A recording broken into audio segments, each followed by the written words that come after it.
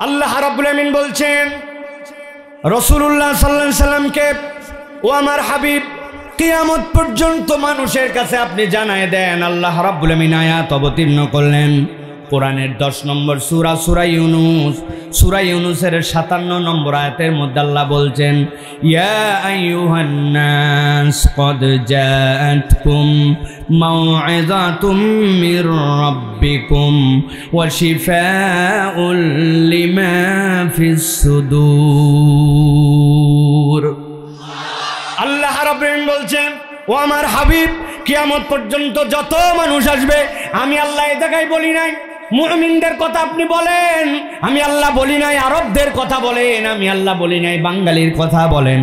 আল্লাহ বলছেন, ইয়া আইয়ুহান নাস ক্বাদ জাআতকুম মাউইযাতুম মির রাব্বিকুম ওয়া শিফাউল লিমা ফিস সুদূর। মানব জাতির কাছে এমন একটা আল্লাহর পক্ষ থেকে মাউইজা আসলো, এমন একটা আল্লাহর পক্ষ থেকে নির্দেশনা আসলো, এমন একটা ওয়াজ আসলো, আমি আমার ভাষায় বলি আল্লাহর পক্ষ থেকে এমন একটা প্রেসক্রিপশন আসলো। আল্লাহ বলছেন, এই প্রেসক্রিপশনটা আমি আল্লাহ মানুষের জন্য প্রেরণ করেছি। পাবনার মুসলমান, গভীর মনোযোগে বোঝার চেষ্টা করেন। আপনি যদি কোনো ভালো ডাক্তারের কাছে যান, ডাক্তার আপনার জন্য ট্রিটমেন্ট করার পর একটা প্রেসক্রিপশন আপনার হাতে দিবে। খেয়াল করলে দেখবেন একটা প্রেসক্রিপশনের 2টা অংশ থাকে, বাম দিকে চিকন করে একটা বর্ডার দেওয়া, আর ডান দিকে RX লিখে আপনার জন্য মেডিসিনগুলা লিখে দেওয়া। বাম পাশে ডাক্তার আপনার রোগ বৃত্তান্তগুলা শুনে শুনে কি যেন লিখে রাখছে, আপনি বোঝেন না, কিন্তু ডাক্তার জানে আপনি যেই রোগের কথা বলেছেন, রোগটা ডাক্তার যেটা গেস করতে পেরেছে সেটা বাম পাশে লিখে রেখেছে। আর ডান পাশে আপনার জন্য যে ওষুধ লিখে দেয়, আপনার ওষুধের মধ্যে কমসে কম 4 ধরনের ইনস্ট্রাকশন থাকে। 1 নম্বরে ঔষধটার নাম কি, 2 নম্বরে ঔষধটার পাওয়ার কি, 2-3 নম্বরে এই ঔষধটা আপনি খাওয়ার আগে খাবেন না পরে খাবেন, আর 4 নম্বরে এই ঔষধটা আপনার কতদিন পর্যন্ত চলবে, ডোজটা আপনার কতদিন পর্যন্ত চলবে। আমার আল্লাহ রাব্বুল আমিন বলছেন, ইয়া আইয়ুহান নাস ক্বাদ জাআতকুম মাউইযাতুম মির রাব্বিকুম ওয়া শিফাউল লিমা ফিস সুদূর।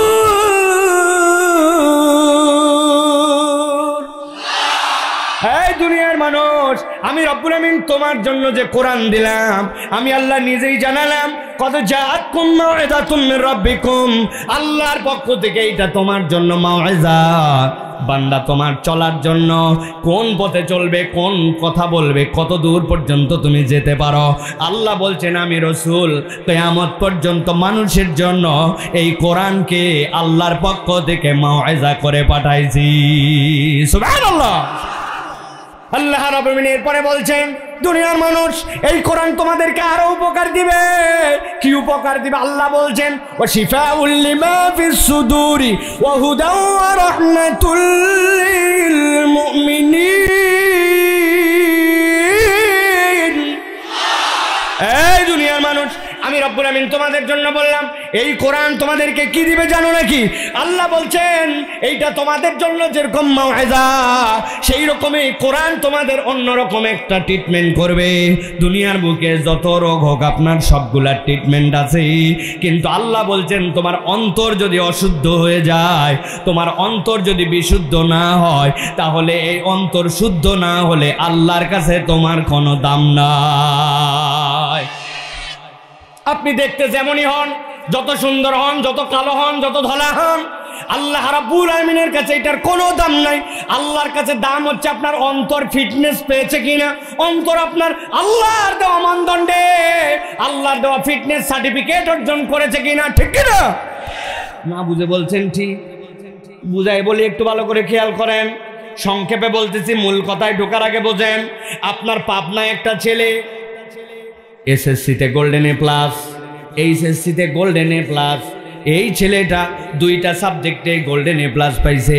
হাইট হচ্ছে তার 6 ফিট লম্বা। ছেলেটার পরিবার বিরাট ভালো, দেখতে শুনতে বিরাট সুন্দর। হঠাৎ করে পেপারের মধ্যে বিজ্ঞাপন দেখছি যে সেনাবাহিনীতে একটা লোক নিবে, 2nd লেফটেন্যান্টে ওকে একটা নিয়োগ দেওয়া হবে, কমিশন র্যাঙ্কে একটা লোক দিবে। কোয়ালিটি কি কি বলে? 1 নম্বর কোয়ালিটি 5 ফিট 6 ইঞ্চি লম্বা হতে হবে। 2 নম্বর কোয়ালিটি হচ্ছে SSC HSC-তে 2nd ডিভিশন কমসে কম। 3 নম্বর থানা ক্লিয়ারেন্স থাকতে হবে, কোনো ফৌজদারি কেস থাকা চলবে না। আর 4 নম্বরে শারীরিকভাবে ফিট হতে হবে। ওই ছেলে দেখছে বাপরে বাপ চাইছে 5 ফিট 6 ইঞ্চি, এই বেটা 6 ফিট। ওই ছেলে দেখছে চাইছে 2nd ডিভিশন ও 1st ডিভিশন, বাপ দাদার 14 গোষ্ঠীতে কোনো রকম দুনিয়ার বুকে ওর নামে কোনো ফৌজদারি মামলায় নাই, দেখতে শুনতে বড় সুন্দর।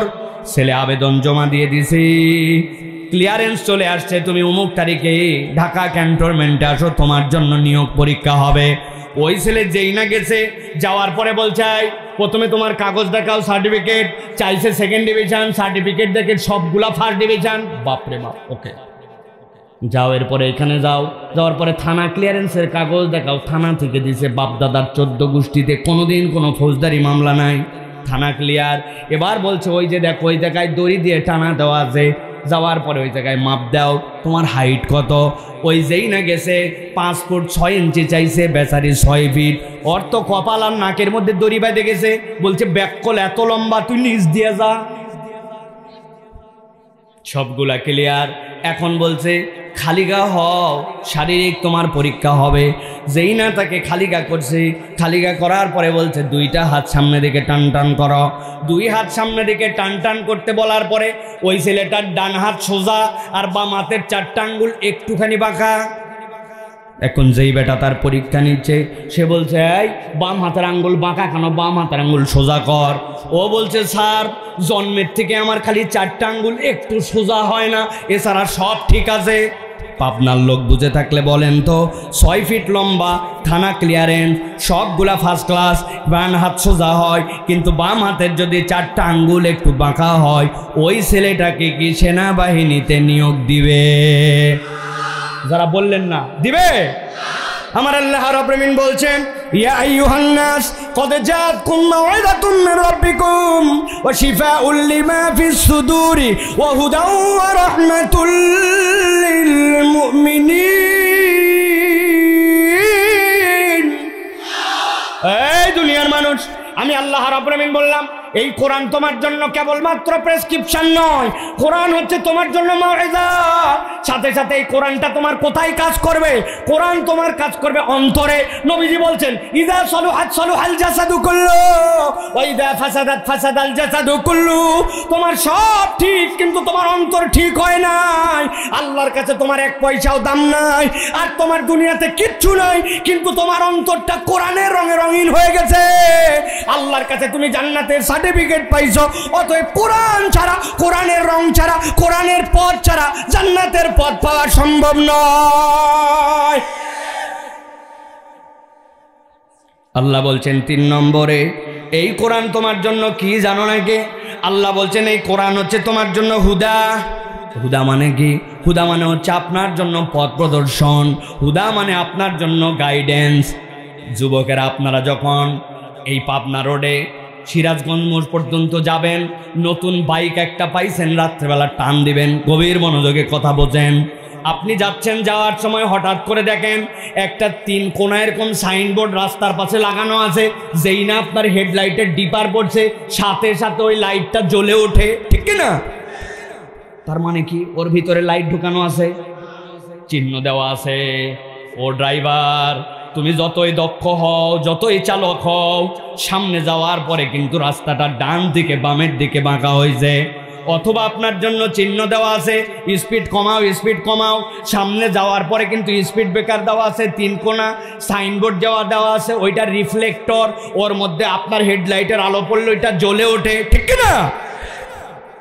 আল্লাহ রাব্বুল আমিন বলছেন বান্দা ভালো করে বোঝো, এই কোরআন তোমার মাউইযা, এই কোরআন তোমার অন্তরের জন্য শিফা, সাথে সাথে এই কোরআনটা হচ্ছে তোমার জন্য হুদা।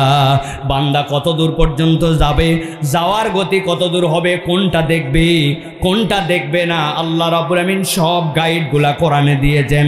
বান্দা যখন নিজের জীবনে কোরআনকে ফিট করে নিবে, বান্দার যেখানে লাগবে আল্লাহ সেখানে কোরআন দ্বারা তার হেদায়েত দিয়ে দিবে। আল্লাহ বলছেন ইমানদারদের জন্য 4 নম্বরে কোরআন কি উপকার দিবে? আল্লাহ বলছেন ও রাহমাতুল লিল মুমিনিন। এই দুনিয়ার মানুষ, এই কোরআন হচ্ছে তোমার জন্য আল্লাহর পক্ষ থেকে রহমত। সুবহানাল্লাহ বলেন। আল্লাহ নিজেই কোরআন অন্য আয়াতের মধ্যে বলছেন ফাযাক্কির ফাইন্না যিকরা তানফাউল মুমিনিন। ও ও দুনিয়ার মানুষ, তুমি কত ধরনের বিপদে আছো। পাবনার মানুষের কোনো বিপদ আছে কিনা একটু ভেবে দেখেন তো।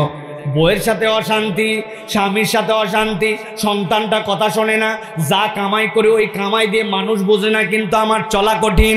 আমি একটা দোকান নেওয়ার চেষ্টা করতেছি, অনেক দিন ধরে পারতেছি না। আমার জন্য যে পরিমাণ ইজ্জত ডিমান্ড করি ওই পরিমাণ ইজ্জতটা কেন নাই? মাঠের মধ্যে যে পরিমাণ আমার জমির চাহিদা আছে ওই জমিটা কেন জানি নাই? আমি যে পরিমাণ পড়ালেখা করি ওই পরিমাণ কেন জানি আমার রেজাল্ট হয় না? আমার ছেলেটা চাকরি পায় না, আমার মেয়েটার একটা ভালো বিয়ে হওয়া দরকার, আমার শুধু সমস্যা, নানান ধরনের বিপদ আপদ পরীক্ষা, এইগুলা আপনার আমার জীবনে আছে কিনা? নাই মনে হয়, আছে কিনা? আমার আল্লাহ বলছেন ওয়া যিকরা লিল মুমিনিন, আমি আল্লাহ এখানে বললাম ওয়া রাহমাতুল লিল মুমিনিন। তুমি কোরআন পড়ো, এক অক্ষর পড়লে 10 নাকি, এইটুকুর মধ্যে সীমাবদ্ধ চিন্তা করো না। বরং নবী আপনি জানান ফাযাক্কির ফা ইন্নায যিকরা তানফাউল মুমিনিন। যদি ইমানদারেরা এই কোরআনের কথা শুনে এই কোরআনের জিকিরটা নিজের জীবনে নিয়ে নেয়, মুফাসসিররা ব্যাখ্যা করছেন 10 সওয়াব তো তোমার নিম্নতম, আল্লাহ এটা 700 গুণ পর্যন্ত বাড়াতে পারেন। তবে জেনে রাখো, কোরআনওয়ালাদের যত ধরনের বিপদ হোক না কেন, যদি সে আহলুল কোরআন হয়, আল্লাহ তার যাবতীয় বিপদ উদ্ধার করার দায়িত্ব নিজে নিয়ে নিবে। তাহলে এবার বুঝে থাকলে বলেন যে কোরআন শুনলে আমাদের লাভ আছে না নাই? বুঝে বলতে হবে, আছে না নাই? এই যে লাভ আছে, এই লাভটা যে আছে, এখন বলেন তো ভাই, এই লাভটা আছে বললেন, এটা কি বুঝে না না বুঝে? বুঝে। কিছুটা বুঝছি আমরা যে কোরআন আমাদের জন্য মাওয়াইজা। কোনোদিন ভুলবেন না, মনে করবেন আহারে প্রেসক্রিপশন দেখে দেখে যেরকম ঔষধ খায়, কোরআন আমার গাইডলাইন, আমার কোরআন আমার অন্তরের ডাক্তারি। আজকে উপরে উপরে সব ভাব চক্কর নিয়ে ঘুরি, হুজুর বিরাট দাড়িওয়ালা জুব্বাওয়ালা, হুজুরের নামে স্লোগান দিয়ে নিয়ে আসে, মনে করছে হুজুর ফেরেশতা। জি না, অন্তর আমাদের সকলের রোগগ্রস্ত, ঠিক না ভাই? এই অন্তর ঠিক করতে হলে কোরআন লাগবে, কোরআন ছাড়া অন্তর ঠিক হয় না। 3 নম্বর মনে রাখবেন, কোরআন আমার জন্য গাইডেন্স। কোরআন যদি আপনার আমার জন্য গাইডেন্স হিসাবে না মানি, তাহলে দুনিয়ার সবাই তার স্বার্থে আপনাকে বিভ্রান্ত করবে, কিন্তু কোরআন কখনো আপনাকে বিভ্রান্ত করবে না। আর এই কোরআন আমার জন্য রহমত, এই কোরআন আমার জন্য আল্লাহ রাব্বুল আমিনের পক্ষ থেকে নিয়ামত। অতএব এই কোরআন আমি যখন নিজে ধারণ করে রাখবো, তখন আল্লাহ রাব্বুল আমিন আপনাকে আমাকে দুনিয়া আখিরাতে কল্যাণে ভরপুর করে দিবেন। সুবহানাল্লাহ। তাহলে আমাদের কোরআনের সাথে সম্পৃক্ত হওয়ার প্রয়োজন আছে তো ভাই? এই পর্যন্ত বুঝছেন তো আপনারা প্রিয় ভাইয়েরা? তাহলে এতক্ষণ আমি যে ওয়াজ করলাম, আপনারা অনেকেই ভাবতে পারেন যে ওয়াজ মনে শুরু হয়ে গেছে। না ভাই, ওয়াজ শুরু হয় নাই, কেবল একটু আপনাদেরকে আস্তে করে বাউন্ডারি ওয়ালের মধ্যে নিলাম, আল দিলাম। আল দেওয়া বোঝেন? আল না দিলে পানি বাঁধবে ভাই? আমাদের অধিকাংশ ওয়াজ এখন আল ছাড়া, কোনো আল নাই। ওই যে পাবনার বিখ্যাত গল্প সারা পৃথিবীতে আমি করি, পাবনায় নাকি দাদা নাতি 2 জন ওয়াজ শুনছে, শোনার পরে ছোট্ট একটা খাড়ি পার করে ওই পারে গেছে, যাওয়ার পরে দাদার দিকে নাতি আর নাতির দিকে দাদা তাকাইছে। দাদার দিকে তাকায় নাতি বলছে, দাদা তোর লুঙ্গি ভিজলো না কেন? আর দাদা নাতিকে জিজ্ঞাসা করছে যে তোর লুঙ্গি ভিজলো কেন? নাতি বলছে যে লুঙ্গি না ভিজে তো কোনো উপায় দেখি নাই। হুজুর ওয়াজ করছে মাহফিলে, হাঁটুর উপরে কাপড় তোলা ফরজ তরক।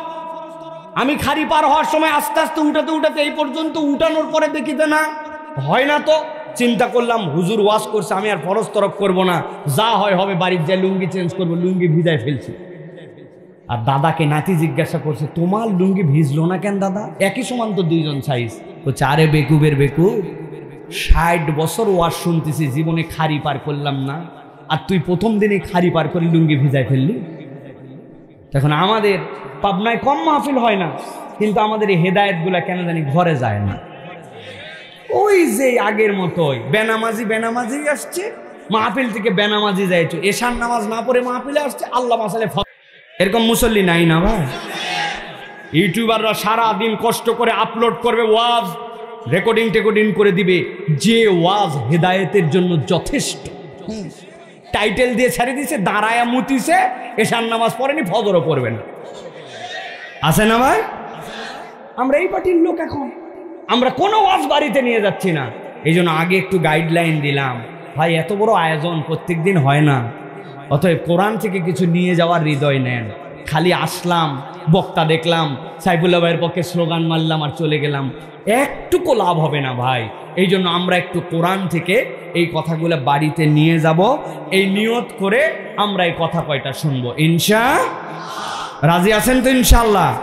কারা কারা আছেন দেখি 2 হাত উঁচু করেন দেখি একটু। তকবির দিবেন না, থামেন বলছি। হাত তুলতে, হাত তোলেন, শুধু শক্ত করে হাত তোলেন। ভাই পাবনায় এত শীত পড়ছে যে একবারে নাক মুখ গা মাথা বাইন্দে আপনারা অস্থির করে ফেলছেন। যে মুরব্বীরা ছাড়া যুবকরা সব কান মাথা সব খোলেন, বলে হাত সোজা করেন, হাত সোজা করেন। সোজা হয় নাই, হাত সোজা করেন। আবার একবার একসাথে উঠান, একসাথে নিচে নামান, হাত নামান, উঠান, হাত রেডি, হাত তোলেন। হ্যাঁ ওঠে নাই, তাও হাত সোজা হয় না, অনেকগুলো হাতই বেঁকা হয়ে গেছে। হাত নামান, আবার নামান, হাত নামান, একসাথে সব হাত তোলেন, তোলেন, রেডি, হাত তোলেন। হ্যাঁ সোজা হয়েছে সব। এবার ডানে বামে একটু দেখেন তো কারা কারা উঠাতে পারেনি, চেহারাগুলো একটু দেখে নেন। তাকাইছেন? বসো। হ্যাঁ হাত সোজা করেন, সোজা নামাবেন না। গলাটা পরিষ্কার দেন। হয়নি, ভালো করে। বাহিরে যারা আছে তারা টের পাবে আজকে। রেডি আছেন আপনারা? হাত তোলেন না কেন? সোজা করেন, ডানে বামে নড়াচড়া দেন, জোরে জোরে নড়াচড়া দেন। হ্যাঁ হাতটা এরকম করে ধরেন, এরকম এরকম। হ্যাঁ ধরেন, ধরে ডানে একবার, হ্যাঁ বামে একবার, সামনে পেছনে। এবার হাত সোজা করে ঝাড়া করেন। হ্যাঁ গলাটা পরিষ্কার দেন, ভালো করে। হাত শক্ত করেন, শক্ত করেন, সোজা করেন। হ্যাঁ নড়াচড়া দেন, দিছেন? একটু নড়াচড়া দেন, আমার দিকে দেখেন। হ্যাঁ এবার বুক বরাবর নেন, এই বরাবর। হ্যাঁ গলা পরিষ্কার হয়েছে। এবার আকাশ বাতাস মুখরিত করে একটা তাকবীর দিতে চাই, পারবেন? জীবনে এইরকম তাকবীর দেই নাই, আল্লাহর জন্য এরকম শব্দ করে ফাটায় ফেলি নাই। এরকম যারা তাকবীর দিতে পারবেন না তারা বলেন আল্লাহুম্মা আমিন। আছে কিছু লোক আছে, এটা কিন্তু সত্যি কথা ভাই, কিছু লোক আছে যত পাম্পট্টি দেন ও গিলবে না, ব্যাটারি ফিউজ। আমি দেখছি তো ভাই, আমরা বহুত পাম্পট্টি দিয়ে বলছি লিল্লাহে তাকবীর, উনি বলছে আল্লাহু আকবার, তাও বলতে মন চায়নি। আছেন এরকম লোক? হাত বুক বরাবর আছে না নেমে গেছে? এই বরাবর। আকাশ বাতাস মুখরিত করে যারা একটা তাকবীর দিতে পারবেন। আমার মাহফিল আছে ফেব্রুয়ারি মাসের 28 তারিখ পর্যন্ত। আপনাদের কয়টা মাহফিল আছে? যা আছে কপালে, গলা থাকলেই কি গেলেই কি। পারবেন ইনশাআল্লাহ? পারবেন ইনশাআল্লাহ? তাহলে যারা পারবেন তারা বলেন আল্লাহুম্মা আমিন, জোরে বলেন আল্লাহুম্মা আমিন। আমি আস্তে করে তাকবীর দিব, আপনারা আকাশ বাতাস মুখরিত করে একটা আল্লাহর ধ্বনি দিবেন। পারবেন ইনশাআল্লাহ? দেখে একটা তাকবীর দেন, লিল্লাহে তাকবীর, লিল্লাহে তাকবীর। আল কোরআনের আলো, আল হাদিসের আলো, তোমার নেতা আমার নেতা, তোমার নেতা আমার নেতা, আলেম ওলামা যেখানে, লিল্লাহে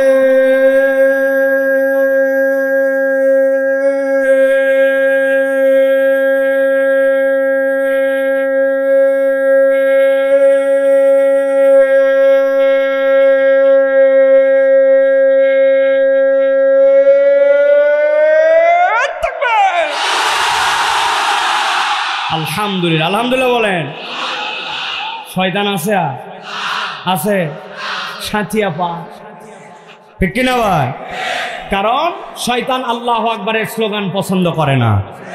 নবীজি বলছেন আল্লাহু আকবারের তাকবীর শুনলে শয়তান পিছন দিয়ে হাওয়া মারতে মারতে বিদায়। এই জন্য আল্লাহু আকবারের স্লোগান যারা পছন্দ করেন এরা শয়তানের খালাতো মামাতো ভাই। আল্লাহু আকবারের স্লোগান কোনো দলীয় স্লোগান নয়, কোনো পার্টির স্লোগান নয়, কোনো গোষ্ঠীর স্লোগান নয়। আল্লাহু আকবারের স্লোগান ইমানদারের স্লোগান। ইমানদারের হৃদয়ে যতদিন পর্যন্ত ইমান থাকবে এই বাংলার জমিনে এই আল্লাহু আকবারের স্লোগান চলতেই থাকবে, চলতেই থাকবে, চলতেই থাকবে।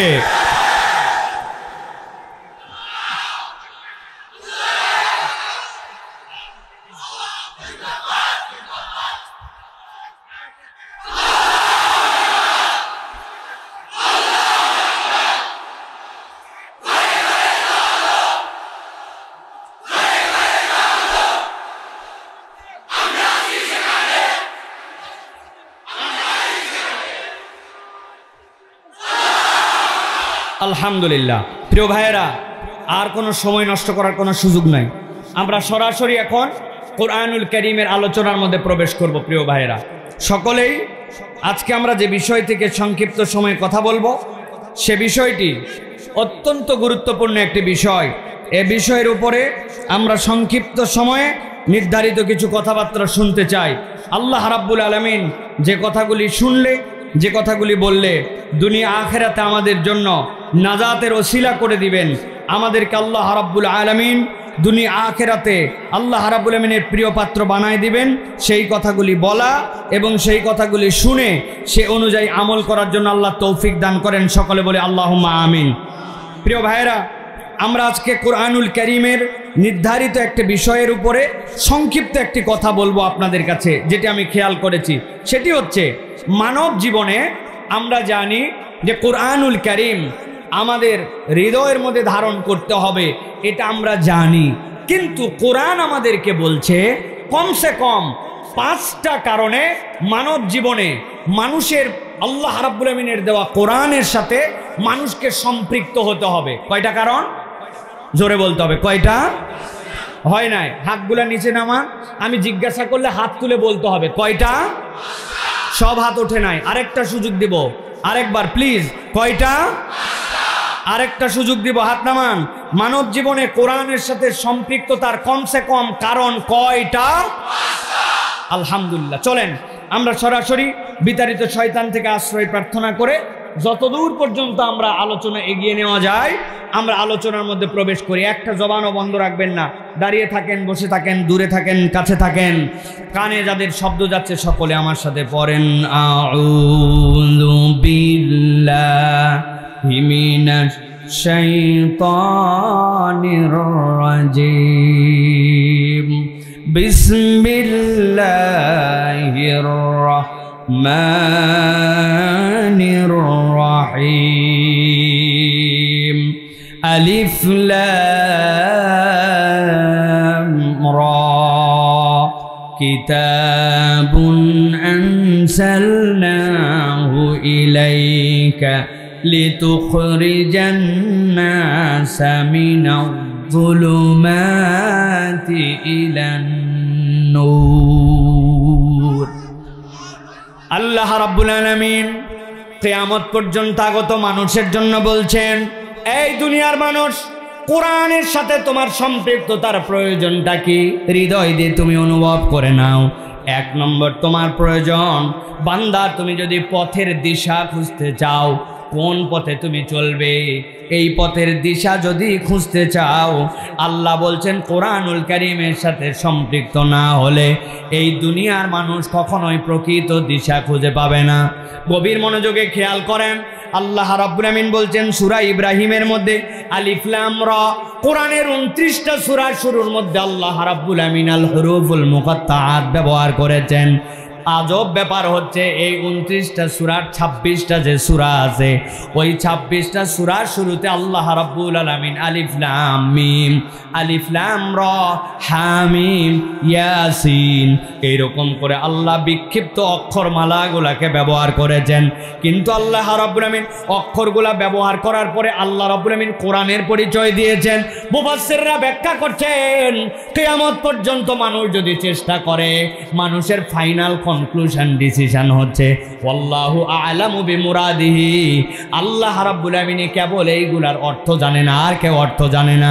কিন্তু আল্লাহ এইগুলা বলার দ্বারা মানুষকে থামায় দিয়েছেন, এই বান্দা তোর কত বুদ্ধি, তোর কত জ্ঞান, তোর কত দূর পর্যন্ত হিকমা, তোর কত দূর পর্যন্ত প্রজ্ঞা, তুই দাঁড়াতে বলছে। এই জন্য এইগুলা একটার অর্থ প্রপার তুই জানিস না। কিন্তু আল্লাহ এইটা বলার পরে আলিফ লাম মিম যালিকাল কিতাবুল লা রায়বা ফি, আল্লাহ কোরআনের পরিচয় দিয়েছেন ইয়াসিন ওয়াল কুরআনিল হাকিম। আল্লাহ ইয়াসিন বলে আটকায় দিয়া ওয়াল কুরআনিল হাকিম বলেছেন, আল্লাহ হামিম বলে আটকায় দিয়া এরপরে কোরআনের পরিচয় দিয়েছেন। আল্লাহ ঠিক একই রকম ভাবে এখানে বলছেন আলিফ লাম রা। বান্দা দাঁড়া, আমি আল্লাহ রাব্বুল আমিন তোকে জানায় দিতে চাই। কি জানাতে চাই? কিতাবুন আনজালনাহু ইলাইকা লিতুখরিজান নাসা মিনাজ-যুলুমাতি ইলান-নূর। নূর, আমি রব্বুল আমিন এই কিতাব দিয়েছি তোমার কাছে এই জন্য মানুষকে অন্ধকার থেকে এই কিতাবের দ্বারা আপনি আলোর দিশা দেখাবেন। সুবহানাল্লাহ। নবীজি সাল্লাল্লাহু আলাইহি সাল্লাম বয়স যখন তার 25 বছর, আল্লাহ নবী সাল্লাল্লাহু আলাইহি সাল্লাম 25 বছর থেকে 40 বছর পর্যন্ত গারে হেরার মধ্যে ছিলেন। আল্লাহ নবী সাল্লাল্লাহু আলাইহি সাল্লাম এই সময়টুকুতে আল্লাহ রাব্বুল আমিনের কাছে ধ্যান করতেন। বলতে হবে যদি বুঝে থাকেন আল্লাহ নবীর নবুয়তের আগের যে পিরিয়ডটা ছিল মক্কাতে, ওই যুগটাকে কোন যুগ বলা হতো? আইয়ামে জাহেলিয়াত। গভীর মনোযোগে খেয়াল করেন, জাহেলিয়াত মানে অন্ধকার যুগ। তার মানে ওই সময় কারেন্ট ছিল না, বিদ্যুৎ ছিল না, এই জন্য ওই যুগটাকে জাহেলিয়াত বলা হতো, তাই নাকি? জাহেলিয়াত কেন বলা হতো? মুফাসসিররা ব্যাখ্যা করেছেন 5টা কারণে ওই যুগকে জাহেলিয়াতের যুগ বলা হতো। কয় কারণ? 1 নম্বর, ওই সমাজে তারা নারীদেরকে সম্মান দিত না, ভালো করে মুখস্থ করেন। 2 নম্বরে, এতিমের সম্পদকে তারা ভক্ষণ করে ফেলতো। এতিম মানে বুঝছে এখন এই সম্পদটা খাওয়া যাবে। 3 নম্বর, ওয়াইদাল মাউউদাতু সুইলাত বিআইয়ি যামবিন কুতিলাত, ছোট্ট ছোট্ট বাচ্চাগুলাকে তারা নারী শিশুকে হত্যা করে ফেলতো। 4 নম্বর, খানায় কাবাকে তারা মিউজিয়াম বানাইছিল। যত লোক তত তাদের মূর্তি, যে যার মতো পার্সোনাল আল্লাহ বানায়া ইবাদত করত। আর 5 নম্বরে, তাদের স্বভাবটা ছিল সেই সময় ডাকাতি করা, যেভাবে পারে জোর যার মুল্লুক তার।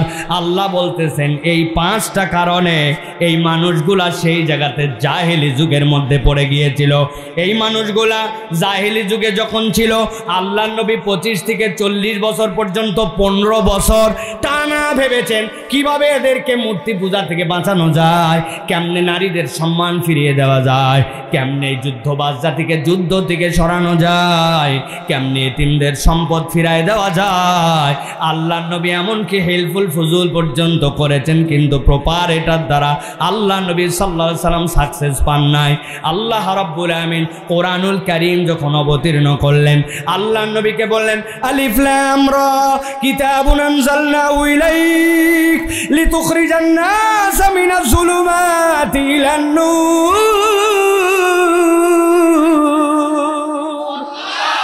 আল্লাহ বলছেন নবী আপনার কাছে এখন যেই কিতাব দেওয়া হলো আপনি থাকবেন না, কিয়ামত পর্যন্ত মানুষের জন্য জানানো হলো লিতুখরিজান নাস মিনাজ যুলুমাতি ইলান নূর। মানুষ যত ধরনের পথভ্রষ্ট হোক না কেন, এই কোরআনের সাথে যদি সম্পৃক্ত হয়, কোরআনের আইন দিয়ে যদি বিচার হয়, কোরআনের পক্ষলম্বন যদি করে, আমি আল্লাহ জানালাম ওই মানুষগুলোর জন্য মুক্তির রাস্তা বের করে দেওয়ার দায়িত্ব হচ্ছে এই কোরআনের। ঠিক কিনা? আপনি যতই বলেন সোনার বাংলা সাজাবেন, আপনি সোনার বাংলা সাজাতে পারবেন না, উল্টারও ব্যাংক ডাকাতি হবে, উল্টারও জনগণের সম্পদ নিয়ে আপনি পালায় যাবেন। একসাথে জীবনে বাপদাদার ইতিহাস নাই পৃথিবী সৃষ্টি হওয়ার পর থেকে যে 300 এমপি একসাথে হাওয়া হয়ে যায়, আছে?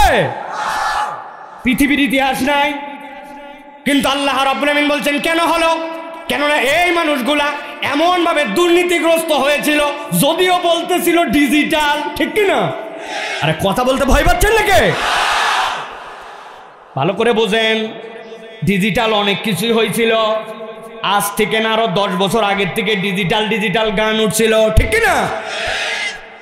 আমি গেছি পাসপোর্ট অফিসে, আমার পাসপোর্টের মেয়াদ শেষ, 6 মাসের নিচে মেয়াদ না থাকলে ভিসা দেয় না। আমি গেছি, জানি যে কাজ তাড়াতাড়ি করা লাগবে, তাছাড়া হজে যেতে পারবো না। যাওয়ার পরে বলতেছি ভাই পাসপোর্টটা তাড়াতাড়ি রিনিউর ব্যবস্থা করা লাগবে। ওই লোক খালি আমারে ঘুরায়।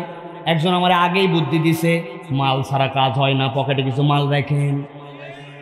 আমি গেছি মাল নিয়ে রেডি হয়ে, জুলুমের শিকার দেওয়া লাগলে দেওয়া লাগবে, কিন্তু টাকাও নেয় না, খালি ঘুরায়। অনেকক্ষণ ঘুরাতে ঘুরাতে বলছে এবার হুজুর দোতলার থেকে নিচতলায় চলেন।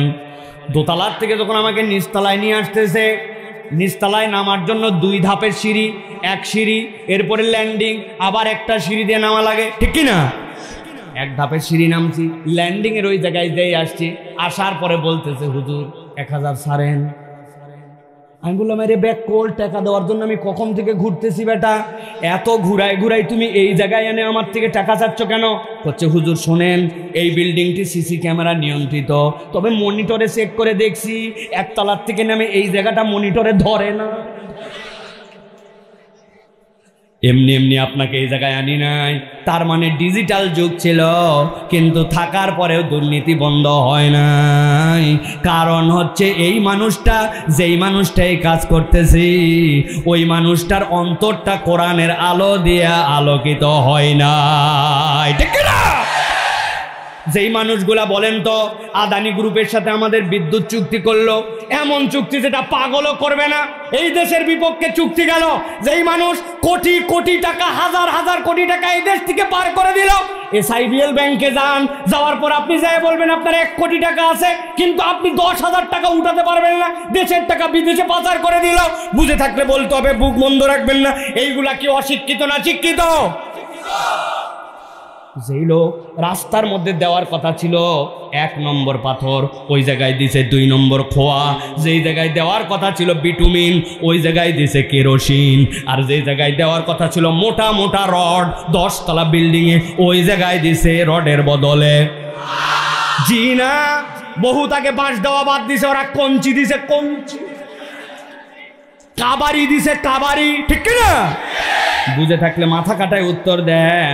যারা এই কাজ করলো, এই লোকগুলা কি অশিক্ষিত না শিক্ষিত? আমার আল্লাহ বলছেন শিক্ষিত, কিন্তু কোরআনের আলোয় সেই শিক্ষা তাদের মধ্যে আসে না। এই জন্য আল্লাহ বলছেন, কিতাবুন আনজালনাহু ইলাইকা লিতুখরিজান নাসা মিনাজ যুলুমাতি ইলান নূর।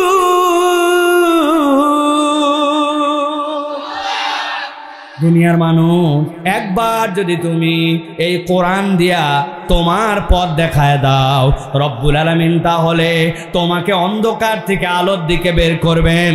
কেননা কোরআন আপনাকে বুঝ দেয়, কেউ তোমার সামনে যদি গার্ড দেওয়ার মতো নাও থাকে, কিরামান কাতিবিন ইয়ালামুনা মা তাফআলুন, তুমি যা করো না কেন কেউ না দেখলেও দেখে কে? কারো কাছে হিসাব না থাকলেও হিসাব লেখা আছে। কার কাছে? কি হয়েছে ভাই এই জায়গায়? থামেন থামেন, একবারে চুপ হন। মাইকালা ভাই দেখেন একটু, লোক গেছে, গেছে, লোক চলে গেছে, লোক চলে গেছে। এই মাইক দিয়ে আস্তে আস্তে কথা শোনেন, হ্যাঁ আস্তে আস্তে, একবারে সবাই চুপ থাকেন, শোনা যাবে। হ্যাঁ, মহিলা ফুল ভরপুর। আমাদের মা বোনেরা সুযোগ পেলে একটু এগিয়ে বসেন, সুযোগ পেলে একটু সামনের দিকে আগায় বসেন, আর গল্প গুজব কম করেন। কারণ মহিলারা মাহফিলে বেশিরভাগ ওয়াজ শুনতে আসে না, বেশিরভাগ আসে একজন আরেকজনের সাথে মহাব্বত, মেলা দিন পর দেখা হয়েছে, বুবু তোর বেটির বিয়ে হয়েছে, তার বেটি হয়েছে, এই যে গল্প উঠছে, শেষ পর্যন্ত গল্প শেষ, ঠিক কিনা? কিন্তু যাওয়ার পরে বলছে বক্তা খুব ভালো ওয়াজ করছে। কি ওয়াজ করছে? বুক করছে, ওটা রেকর্ড আছে, পরে দেখে নেবেন। এটা বলা যাবে না। এই জন্য মা বোনেরা একটু আগায় আগায় বসেন। আর কথার মধ্যে এরকম মাইক টাইকের ডিস্টার্ব হলে, আমি তো এক লাইনের বক্তা ভাই, এই জন্য আমার ডিস্টার্ব হয় বেশি। আমার কথার রেস্ট ছুটে গেলে বিরাট বিপদ। এই জন্য ভালো করে চুপচাপ করে শোনেন। তাহলে 1 নম্বর, পথের দিশা যদি পেতে চাই, তাহলে কোরআনুল কারীমের কাছে আসার কোনো বিকল্প। কারণ আমরা তো দেখলাম, ডিজিটাল দেখলাম, আপডেট দেখলাম, দেশ দুর্নীতির যে বিরোধী আইন দেখলাম, দুর্নীতি বিরোধী কমিশন দেখলাম, সব দেখলাম, কিন্তু এইগুলো একটাও আমাদের জন্য প্রপারলি কাজ করে না। এটাই প্রমাণ করে কোরআনুল কারীমের নির্ধারিত বিধান অনুশাসনে ব্যক্তি জীবন, সমাজ জীবন, রাষ্ট্রীয় জীবন পরিচালিত না হলে এই দেশকে কখনো প্রপার সোনার বাংলা বানানো সম্ভব নয়, ঠিক না? এটাই বাস্তব কথা ভাই, এখানে কোনো বাড়াবাড়ি কথা নাই। কেননা আমরা দেখেছি যে দুর্নীতিকে না বলুন, এটার একটা বিরাট বড় ক্যাম্পেইন হয়েছে বাংলাদেশে। যত অফিস, যত থানা, সব জায়গায় দুর্নীতিকে না বলুন এটা লিখতে হবে। বাজেট হয়েছে আনুমানিক 10 কোটি টাকা। দুর্নীতিকে না বলুন এটার স্টিকার, ফেস্টুন, প্রচারণার জন্য 10 কোটি টাকার 8.5 কোটি টাকা দুর্নীতি হয়েছে। বুঝছেন কিছু আপনি? তাহলে আপনি কিভাবে পরিবর্তন করবেন? ওইটা দ্বারাই তো আপনার প্রবার পরিবর্তন হয় নাই। এই জন্য আমি বলি ভাই, ইসলাম যদি তার বিধান দিয়ে কায়েম হয়, ইসলাম সব জায়গায় হাত দেওয়া লাগবে না। খালি একটা সেক্টর ঠিক করে দিতে পারলে বাংলাদেশের 90% দুর্নীতি অটো বন্ধ হয়ে যাবে। কয় পার্সেন্ট বন্ধ হবে? একটা সেক্টর, পুলিশ। কোন সেক্টর? ঠোঁট দিয়ে বলেন কি? পুলিশ। পুলিশ বন্ধ, সব বন্ধ। কিভাবে? বসেন না ভাই। পুলিশ, দুর্নীতি বন্ধ, সব বন্ধ। কেমনে? ভালো করে বোঝেন। সেটেলমেন্ট অফিসে আপনি দলিল করতে গেছেন, এখন আপনি বলছেন আমার নামজারি করা লাগবে, উনি বলছে কিছু দেওয়া লাগে। আপনি পুলিশকে যায় বলছেন, নামজারি অফিসার বলছে কিছু দেওয়া লাগে। পুলিশ বলছে এত বড় সাহস, আমি কোনো দুর্নীতি করি না, টাকা খাই না, আর আমার থানার মধ্যে থাকে সেটেলমেন্ট অফিসার দুর্নীতি করবে। আপনি একটুখানি খালি লিখিত অভিযোগ দিয়ে যান, আমি জায়গা মতো পৌঁছাচ্ছি। পুলিশ যদি দুর্নীতি না করে, সঠিক রিপোর্ট একবার পাঠায়, তাহলে সেটেলমেন্ট অফিসের দুর্নীতি হবে? হবে না। সব জায়গা বন্ধ হয়ে যাবে আপনি যদি পুলিশ খালি ঠিক হয়। এই জন্য ইসলাম সব জায়গায় হাত দিবে না, ইসলাম হাত দিবে প্রশাসন, যেই জায়গাতে আইন আদালত আর পুলিশ, এই জায়গায় যদি ইনসাফ হয় 90% ইনসাফ ঠিক হয়ে যাবে।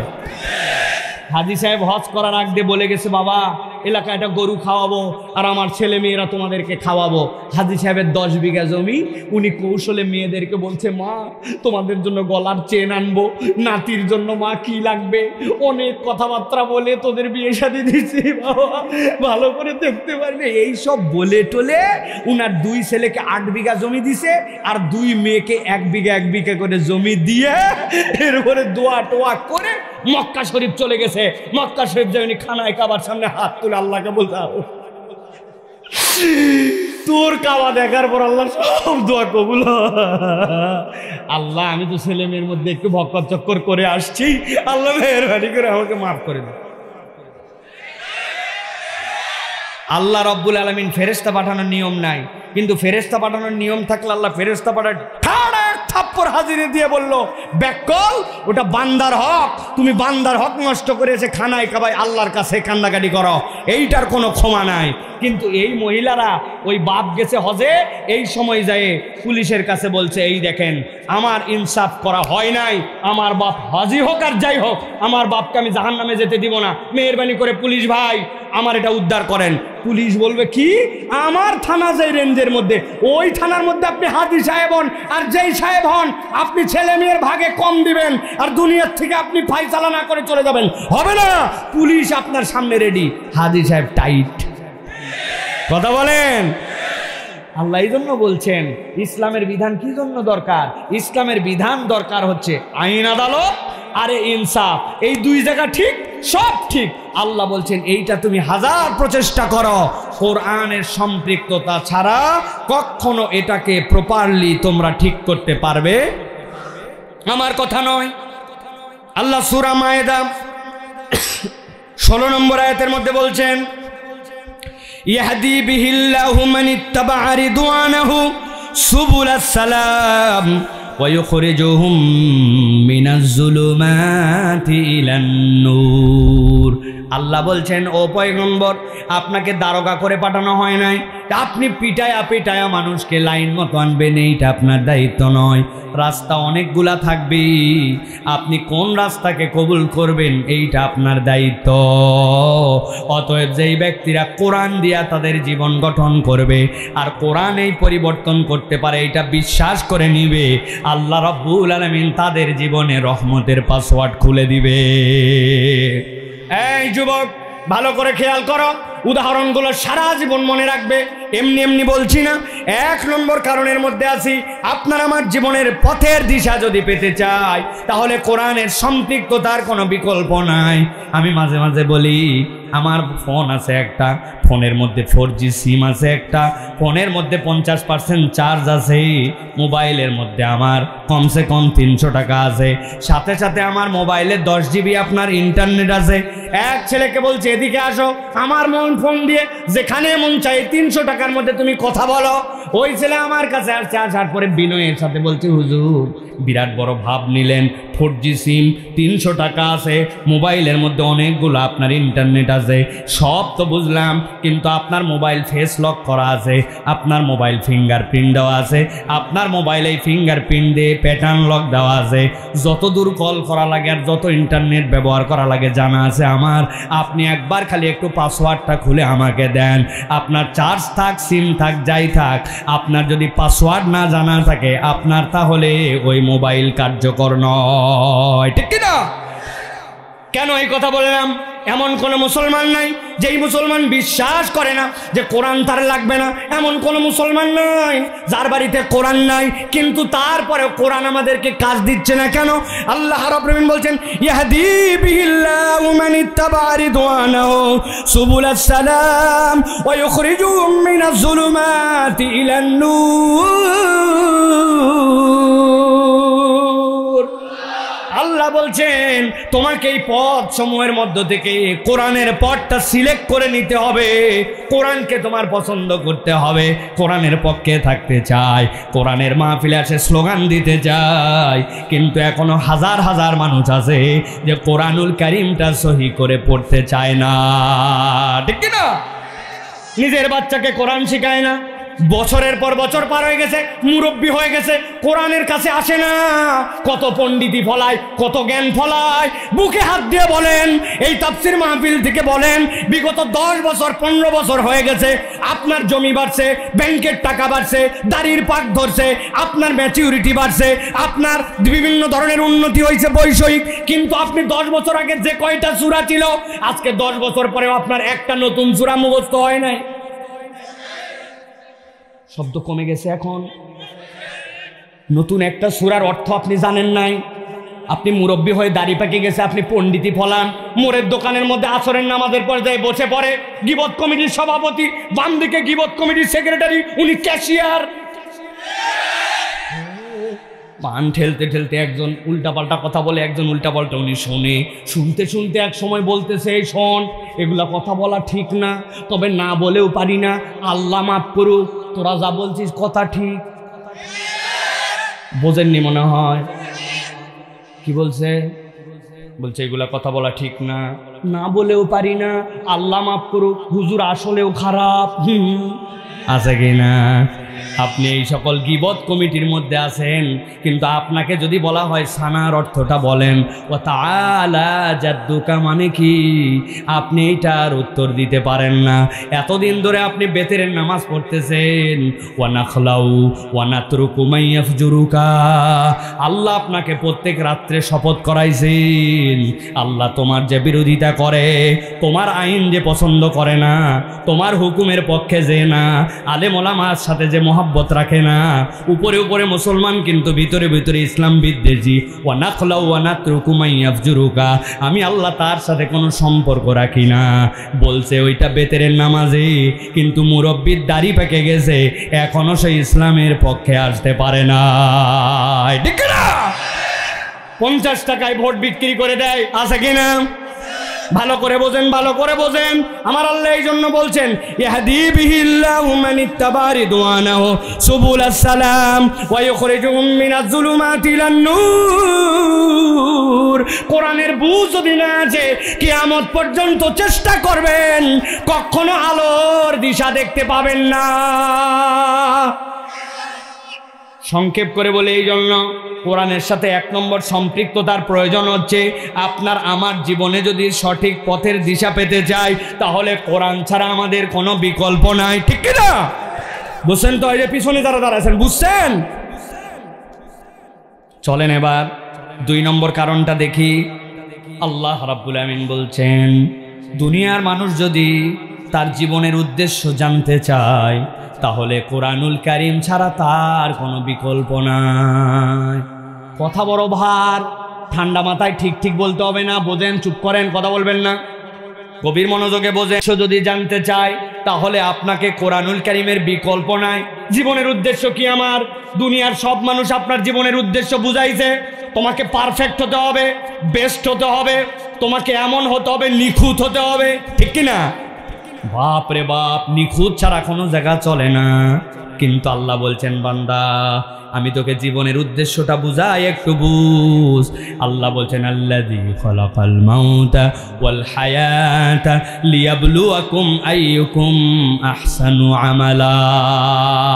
আল্লাহ বলছেন ও বান্দারে কোন দিকে দৌড়াদৌড়ি করিস, আমি আল্লাহ তোর জন্য জানাচ্ছি আল্লাযী খালাকাল মাউতা ওয়াল হায়াতা, যেই রব তোর মৃত্যু সৃষ্টি করেছেন। আগে জীবন বলেন নাই, কেননা মূসা আলাইহিস সালাম যখন যাওয়ার পরে ফেরাউনকে বলছিলেন আপনার পক্ষে আমি এসে যাব, দুইটা খেলা খালি দেখান লাগবে। কয়টা? মূসা আলাইহিস সালাম কিন্তু যেমন তেমন নবী না, এক নম্বর পাওয়ারওয়ালা নবী, ঠিক কি না? বাপরে গরম, ওনার গরমের দুইটা ঘটনা আছে, সংক্ষেপে বলি, 1 মিনিট করে খেয়াল করেন। নবীজি সাল্লাল্লাহু আলাইহি সাল্লাম যখন মেরাজের সফরে যাচ্ছেন, 6ষ্ঠ আসমানে যায় মূসা আলাইহিস সালামের সাথে দেখা হলো। কয় নম্বর? 6ষ্ঠ আসমানে যাওয়ার পরে মূসা আলাইহিস সালামকে বলছে সালাম করো। আল্লাহ নবী সালাম করছেন, জিবরাইল আমিন সালাম করছেন, এরপরে দোয়া করছেন তার জন্য। যেই না আল্লাহ নবী 7ম আসমানের দিকে রওনা হয়েছেন, মূসা আলাইহিস সালাম কি বলছে জানেন? হ্যাঁ, আমার পরে আসলো, আমি কত আগে আসছি, আর আমার পরে আসে উনি উপর দিকে হ করে উঠে যাচ্ছে, আর আমার জায়গা 6ষ্ঠ আসমানে রয়ে গেল। নবীজি এই কথা শুনে বলছেন জিবরাইল এই কথা কে বলে? বলছে মূসা আলাইহিস সালাম বলতেছে। বলে কি সাংঘাতিক কথা বলতেছে, পরে আসে আগে চলে গেল, আমি এখানে রয়ে গেলাম। বলছে আপনি মাইন্ড করেন না, আল্লাহর সাথে এরকমই কথাবার্তা হয় ওনার। আল্লাহ আদম আলাইহিস সালামের সাথে একদিন দেখা করতে আসছেন আসমানে, মূসা আলাইহিস সালাম এসে বলছে আব্বা আপনার সাথে কথা আছে। কি কথা? বলছে যত ঝামেলা আপনার জন্য। আমার কথা না হাদিসের কথা, যত ঝামেলা আমার জন্য মানে। বলছে আল্লাহ কোরআনে বলছিলেন লা তাকরাবা হাদিহি শাজারা, এত বড় জান্নাত, যা ইচ্ছা তাই করেন, খালি গাছের কাছে যাতে মানা করছে। আপনি গাছের কাছে যাই ঝামেলা পাকায়া দুনিয়ায় আমাদেরকে আনছেন, হিসাব নিকাশ বিপদ আপদ সব আপনার জন্য। পুরা জান্নাত থাকতো, ওই জায়গায় যাওয়ার কি দরকার পড়ছিল আপনার? বাপকে বলতেছে মূসা আলাইহিস সালাম। আদম আলাইহিস সালাম হেসে দিয়ে বলতেছে ঠিক আছে ঠিক আছে, তুমি আমার কথাটা একটু শোনো, হাদিসের ভাষা। আদম আলাইহিস সালাম বলতেছে মূসা বলো তো আমাদেরকে দুনিয়ায় পাঠানোর কত হাজার বছর আগে তাকদীর লেখা হয়েছে? বলছি এ আবার অজানা কি? আপনিও পয়গম্বর ছিলেন, আমিও পয়গম্বর, আপনি যদিও বাপ আমি ছেলে জানি 50,000 বছর আগে আমাদের দুনিয়ায় আসার তাকদীর লেখা আছে। আদম আলাইহিস সালাম বলছেন তুমি আমাকে বলতেছো ওই গাছের কাছে যাওয়ার কারণে এই হয়েছে, তোমার আমার জন্মের 50,000 বছর আগে সব লেখা হয়েছে, তো আমার সমস্যা কেমনে? ওই মূসা আলাইহিস সালাম ফেরাউনকে আসার পরে বলছে ফেরাউন তুমি যদি জীবন দিতে পারো আর মারতে পারো তোমার পক্ষে আমি। ফেরাউন বলছে 1 2, বলছে এই জেলখানার থেকে একটা নিয়ে আসো, যেইটার আজকে ফাঁসির রায় হয়ে গেছে এরকম একটাকে ধরে নিয়ে আসো। নিয়ে আসছে, নিয়ে আসার পরে বলছে তোর আজকে ফাঁসি হবে জানিস? হ্যাঁ। বলছে তোকে আমি মুক্ত করে দিলাম, দেখো মূসার জীবন দিয়ে দিছি। বলে এবার একটাকে নিয়ে আসো। কেন গ্রেপ্তার হয়েছে? বলে কেন গ্রেপ্তার করা হয়েছে জানি না, আগে ধরা হয়েছে পরে গায়েবী মামলা দেওয়া হবে। আবার ঠিক বলে ওই সময়ের ঘটনা, আমি কি এখনকার কথা বলতেছি নাকি? ধরে নিয়ে আসার পরে কোনো কথা নেই, হাতের মধ্যে তলোয়ার ছিল, দিছে এক কোপ, সাথে সাথে ধর থেকে কল্লা নেমে গেছে। মূসা দেখো একটার জীবন দিছি, একটা বাঁচায় দিছি। মূসা আলাইহিস সালাম বলছে 90% ক্লিয়ার। বলছে 10% বাদ কি? বলে 10% বাদ হচ্ছে যেইটার কল্লা এখানে পড়ে আছে, ওইটার বডি ওইখানে পড়ে আছে, ওই দুইটাকে আবার একটু জোড়া দেওয়ান দিয়ে আপনাকে একটু রব বলে ডাকতে বলেন। বেশি বেশি কথা বলে, মুখে মুখে তর্ক করেন। সাথে সাথে গরম হয়ে গেছে, কারণ সে জানে তার জীবন দেওয়া আর মৃত্যু দেওয়ার যেটা এইটা অভিনয়। আল্লাহ এই জন্য বলছেন আল্লাযী খালাকাল মাউতা ওয়াল হায়াতা, সে আল্লাহ তোমাকে মৃত্যু দিলেন, ঠান্ডা মাথায় বোঝেন। আল্লাহ বলছেন ওই আল্লাহ তোমাকে জীবন দিলেন। জীবনের উদ্দেশ্য কি তোমার? আল্লাহ বলছেন লিয়াবলুয়াকুম আইয়ুকুম আহসানু আমালা। এই দুনিয়ার মানুষ আমি তোমাকে সৃষ্টি করেছি, তোমাদের মধ্যে থেকে আল্লাহর জন্য উত্তম ভাবে ইবাদতটা উপস্থাপন কে করতে পারে? সুবহানাল্লাহ। এটার মানে বুঝছেন আপনি? আল্লাহ যদি এই জায়গায় বলতেন আইয়ুকুম আকমালু আমালা, এই বান্দা তোমাদের মধ্যে আল্লাহর ইবাদতকে পূর্ণ করে দিতে পারে, কত বড় বিপদ হতো। নামাজে দাঁড়ায় গেছেন আল্লাহু আকবার, আলহামদুলিল্লাহি রাব্বিল আলামিন আর রহমানির রহিম, কিন্তু দোকানের কি চাবি দিছি না দেইনি? ইয়াকা নাবুদু ওয়া ইয়াকা নাস্তাইন। দোকান তো চাবি দেই নাই, ম্যানেজারের কাছে দিয়ে আসছি, কিন্তু এ তো চোর চুরি করে কিনা। ইহদিনাস সিরাতাল মুস্তাকিম সিরাতাল লাযিনা আন'আমতা আলাইহিম গায়রিল মাগদুবি আলাইহিম ওয়ালাদ-দাল্লিন আমিন। বিসমিল্লাহির রহমানির রহিম কুল হুয়াল্লাহু আল্লাহ। দোকানের তো গতকালকে একটা পাওনাদার আসার কথা, নামাজ শেষ করে তো যাওয়া যাবে না। আমি এটা মক করার জন্য বলতেছি না, বুঝানোর জন্য বলতেছি। আপনি আমি 2 রাকাত নামাজ পড়ি আর কয়েকশো বার মন এদিক ওদিক চলে যায়, ঠিক না?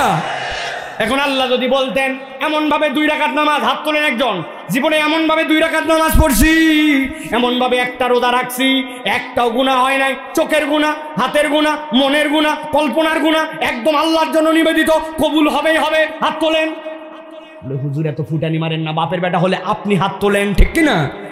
এত বড় বড় ওয়াজ করতেছেন, আপনি তোলেন, আমিও পারবো না। আল্লাহ বলছেন বান্দারে, আমি তো তোরে এই পারাপারি দেখার জন্য তোকে সৃষ্টি করি নাই, আমিও জানি তুই এইটা পারবি না, এই জন্য জীবনের উদ্দেশ্য তোকে বুঝালাম। আইয়ুকুম আহসানু আমালা। বান্দা তোর মনের মধ্যে এরকম নানান কিছু আসছে, কিন্তু তারপরেও ইবাদত বাদ দিস নাই। দুনিয়ায় অনেক পরীক্ষায় পড়ছিস, তারপরেও আল্লাহর উপরে রাগ করিস নাই। দুনিয়ায় অনেক অভাব অনটন আসছে, তারপরেও আল্লাহর রাস্তায় সাদাকা করা বন্ধ করিস নাই। আল্লাহ বলছেন তোর প্রচেষ্টাটা আল্লাহর সাথে লেগেছিল। আল্লাহ বলছেন আইয়ুকুম আহসানু আমালা।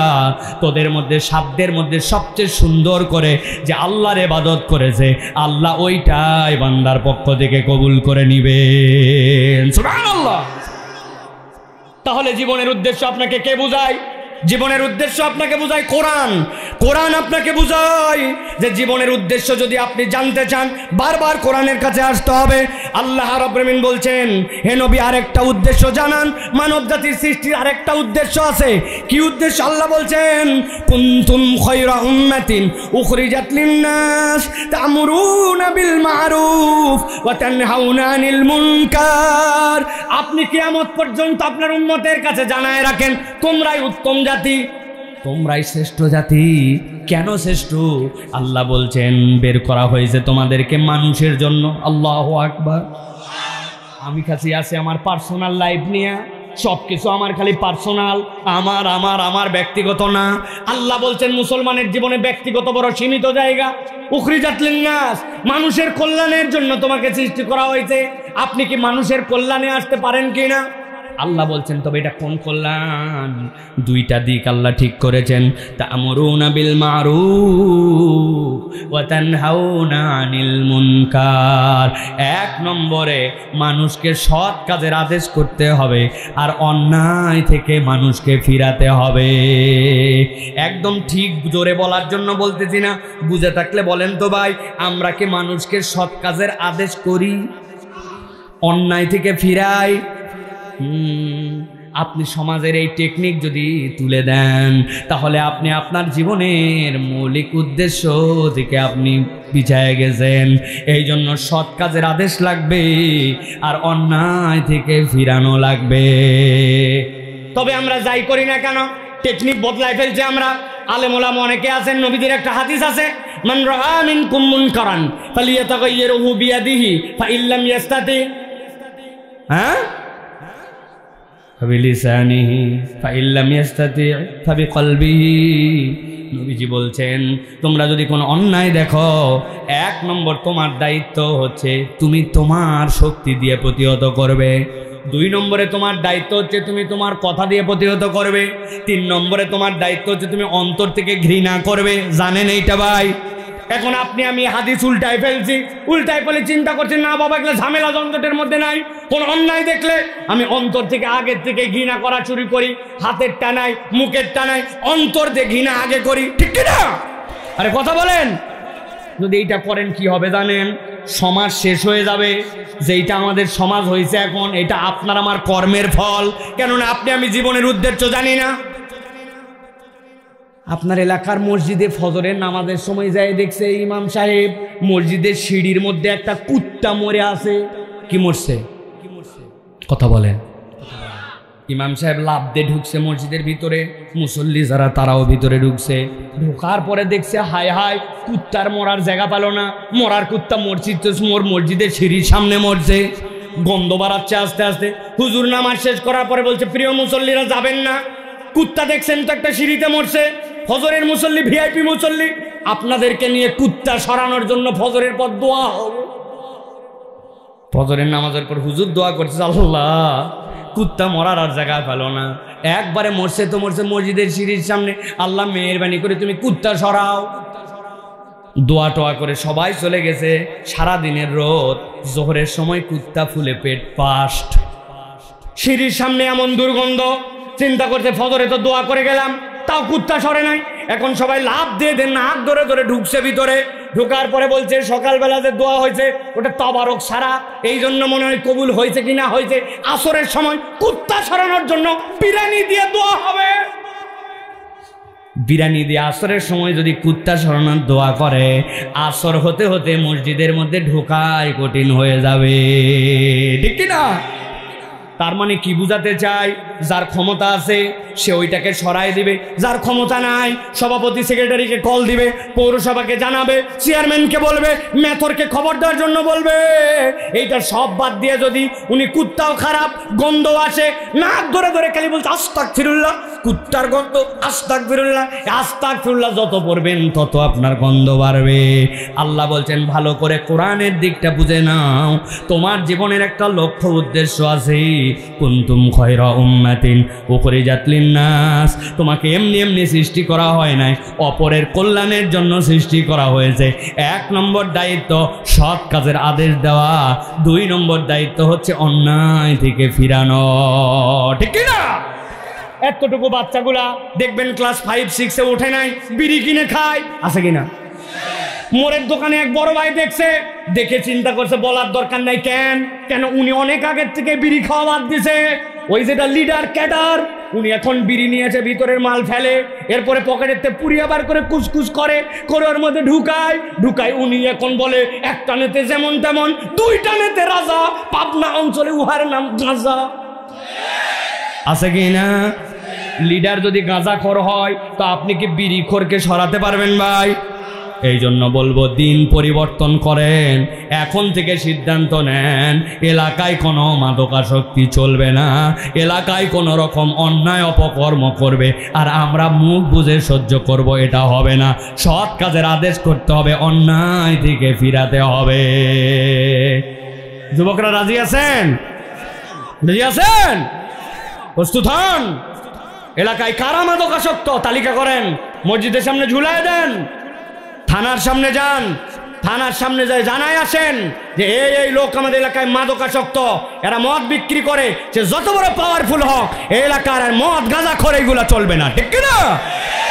নামাজিদের লিস্ট করতে বললে তো সবাই ঠিক বন্ধ হয়ে যাবে, যে যারা যারা 5 ওয়াক্ত নামাজ পড়বে না এইগুলা সবগুলার তালিকা মসজিদের সামনে থাকবে। এলাকার লোক তাদের জানাজাও পড়বে না, মরলে মুসলমানের গোরস্থানেও তাদের দাফন হবে না, ঠিক? এটা ঠিক করতে পারলে তো দুনিয়া বদল হয়ে যেত। আপনার তো ঠিক না। পাকিস্তানের এক উস্তাদ তার ছাত্রকে বলছে, অনেকদিন পড়ালাম, আজকে তোমার কাছে একটা কথা জিজ্ঞাসা করতে চাই, বলো তো বাপ। বলে কি? বলে বলো তো কারা কারা দুনিয়াতে নামাজ পড়ে না, তোমার দৃষ্টিভঙ্গিতে কি কি বলো। ছাত্র ভেবে চিনতে বলছে, দুনিয়াতে নামাজ পড়ে না উস্তাদ 3 শ্রেণীর লোক। কয় শ্রেণীর লোক? 1 নম্বর কে বলো তো?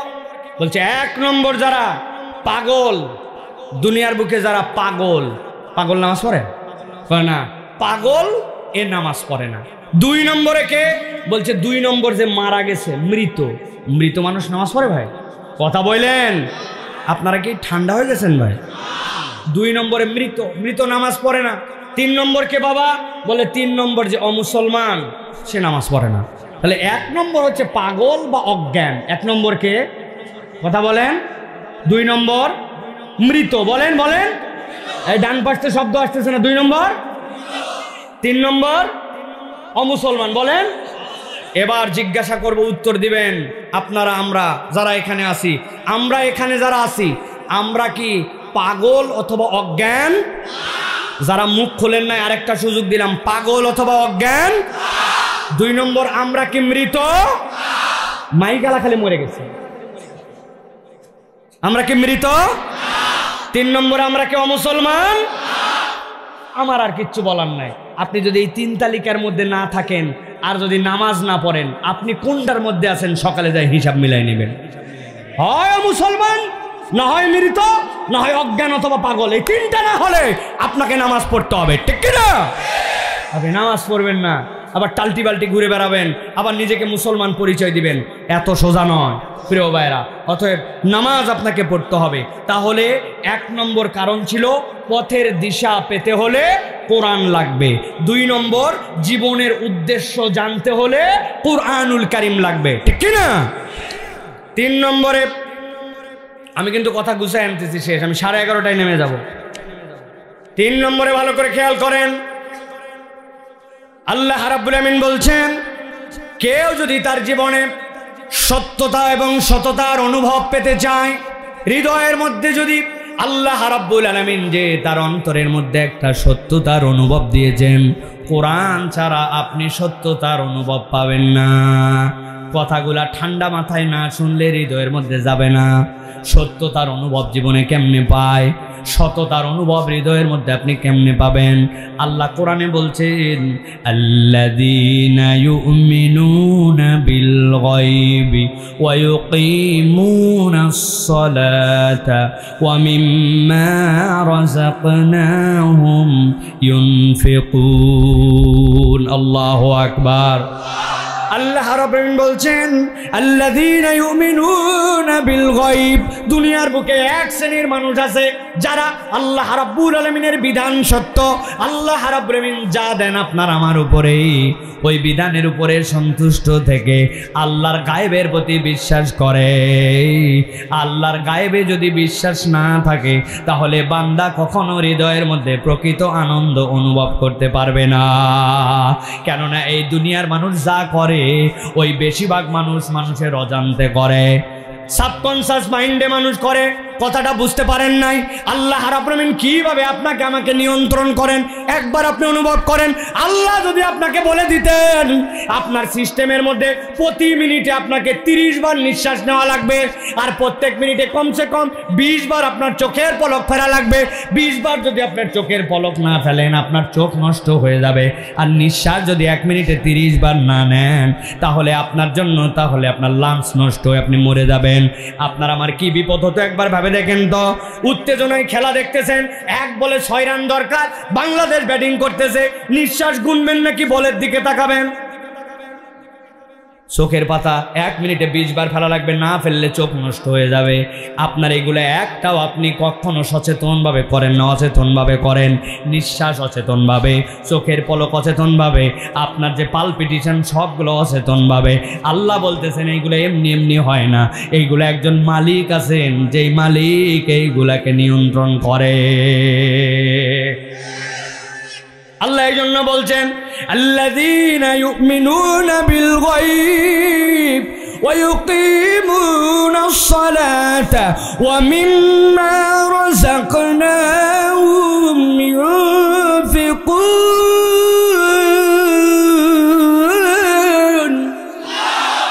আমার রব্বুল আমিন বলছেন, 1 নম্বর ওই মানুষগুলা হৃদয় দিয়ে সততার অনুভব পাবে, সত্যতার অনুভব পাবে যখন আল্লাহর বিধানের উপরে সে বিশ্বাস করবে, গায়েবের উপর বিশ্বাস করবে।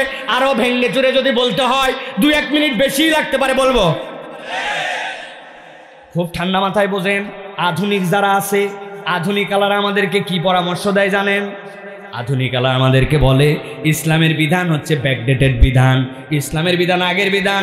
আরে রাখ তো আগে, যদি স্বামী স্ত্রী ছাড়া যদি ব্যভিচার করে তাহলে তাকে রজন করতে হবে, পাথর নিক্ষেপ করতে করতে মেরে ফেলতে হবে। বলে আরে একটা মানুষকে কেমনে পাথর মারতে মারতে মারে? 1450 বছর আগের বিধান, ওইগুলো আমাদের কাছে আর হয় না, এই জামানা এগুলো চলে না। চুরি করছে, এত বড় দস্যু চুরি করে বাইরে যায় আবার ফটর ফটর করে, ধরে নিয়ে আসো, হাত কেটে দাও বিলাক্স। এই দিক দিয়ে হাত, এই দিক দিয়ে পা কাটা লাগবে। বলে হায় হায়, একে তো চোর, আবার যদি হাত পা কাটে তো প্রতিবন্ধী হয়ে যাবে। ইসলামের বিধান আগে চলতে এখন চলে না। এইরকম বলনেওয়ালা নামাজি রোজাদার এরকম মার্কা মুসলমানও আছে কিনা? ভালো করে বোঝেন। উদাহরণটা দেই, ধরেন আল্লাহ মাফ করুক, আপনার বোন সে বিশাল বড় একটা পাশবিক নির্যাতনের শিকার হয়েছে, 3টা ছেলে এক ঘরের মধ্যে নিয়ে যায় তার সাথে অত্যাচার করছে, বোঝেন অত্যাচার করার পরে ধরা পড়ছে, পড়ার পরে সিসি ক্যামেরায় দেখা গেছে এই গ্রামের অমুক 2 জন।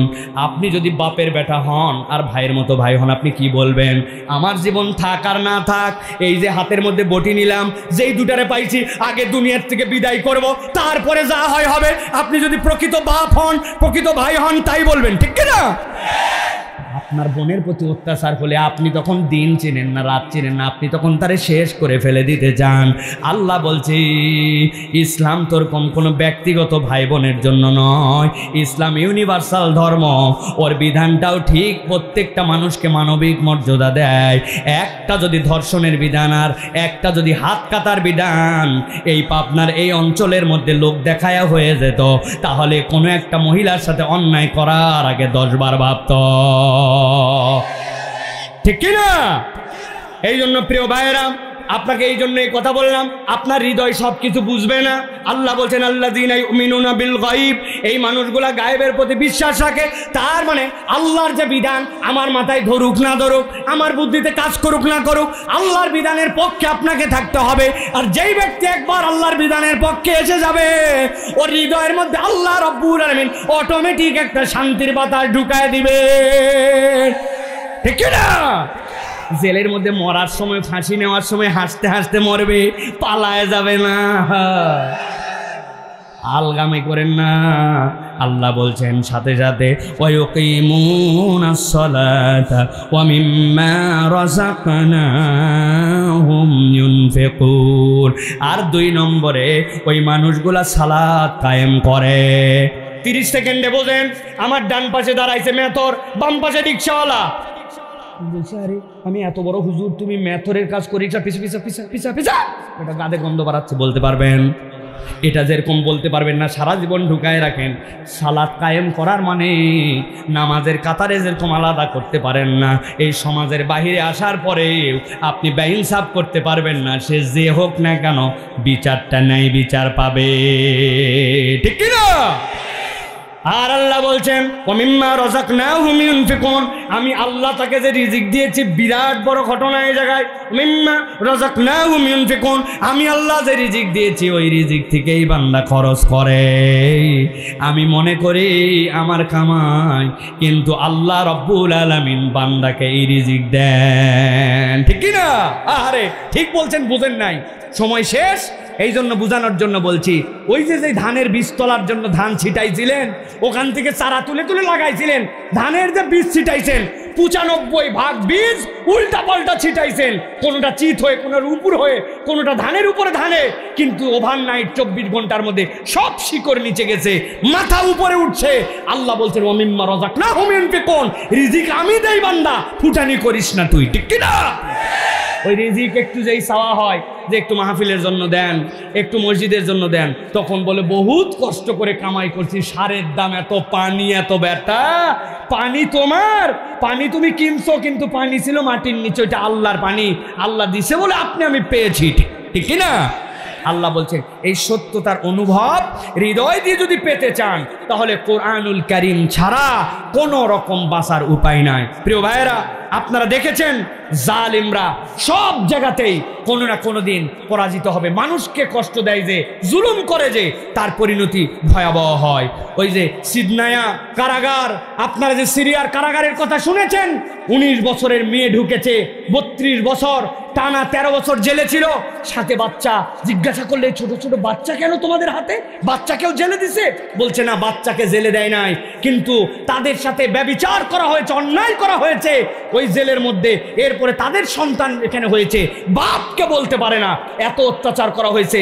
পাগলের মতো 40 বছর মানুষের প্রতি অত্যাচার করতে বলা হয়েছিল, বোম্বিং করে নাই, এই জন্য 40 বছর তাকে জেলে রাখা হয়েছে, এমনভাবে হাত পা বেঁধে রাখা হয়েছে, অত্যাচারের স্টিম রোলার চালানো হয়েছে। আল্লাহ মজলুমের ফরিয়াদ শুনে আজকে সিরিয়াকে মুক্ত করেছেন। অনেকেই বলতেছে সিরিয়ার ওই জায়গায় চলে যাওয়ার পরে ইসরায়েলের সুবিধা হয়েছে, উমুকের সুবিধা হয়েছে। ভাই, সব জ্ঞান আপনার আমার মাথায় কাজ করবে না। ইউরিদুল্লাহু লিইউতফিউ নূরাল্লাহ, তারা চায় আল্লাহর নূরকে, আলোকে নিভায় দেওয়ার জন্য, কিন্তু আল্লাহ বলছেন আল্লাহ যে কেমনে জ্বলাবেন এটা তুমি জানো না। অতএব দুনিয়ার এই জিওপলিটিক্স, দুনিয়ার এই ক্যালকুলেশন দিয়ে আপনার আমার হিসাব মিলবে না। ইসলামের বিজয় শুরু হয়েছে ইনশাআল্লাহ। ইনশাআল্লাহ আগামীর বিশ্ব ইসলামের বিশ্ব, আগামীর বাংলাদেশ ইসলামের বাংলাদেশ, ঠিক কিনা? ইসলামের পক্ষে থাকতে হবে। রাজি আছেন ইনশাআল্লাহ? রাজি আছেন ইনশাআল্লাহ? আল্লাহ আমাদেরকে কবুল করবেন, আল্লাহুম্মা আমিন।